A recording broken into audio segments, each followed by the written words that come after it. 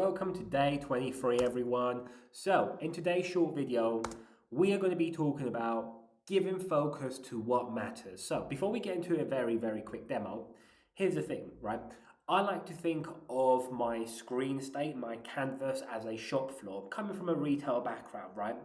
And on that shop floor, we usually have prime spots. Those prime spots, well, we should use that space effectively. Let's put the items that might be better or high selling items or that might entice customers to pick them up. And it's the same for our canvas, right?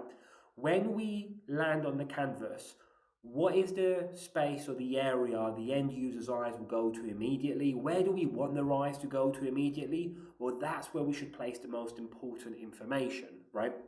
So let's have a quick look at a short demo. So here's the very quick demo. I'm using a retail overview solution. Now, the question I'm going to ask you all is, where do your eyes go first? Right? And be honest, I've actually done this with quite a few groups now, and everyone always answers the same. Well, it certainly goes on the bottom visuals there, right? It goes to the line chart, it goes to the column chart, etc., etc. And that makes sense because those things are the largest, right? They got a bit more color, they got a bit more emphasis.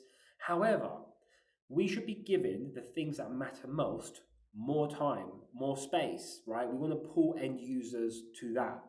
For example, if I now go to this version and I ask the same question, where do your eyes go first? It's very likely you're going to say, well, to the KPIs. And that's what I want, right? I want to answer the question immediately of how are we doing? Are we on target to our objective or resolving our challenge? And that's where the KPIs come in. Also, without that explanation, you would probably just think, well, those icons are just there so they can look pretty, right? But not the case. They're there so they can pull the end user's eyes immediately to the KPIs in order for them to understand if we're up or down versus a target, in this case, last year. So in summary, make sure you're using your space as effectively as possible and give more space to the things that matter.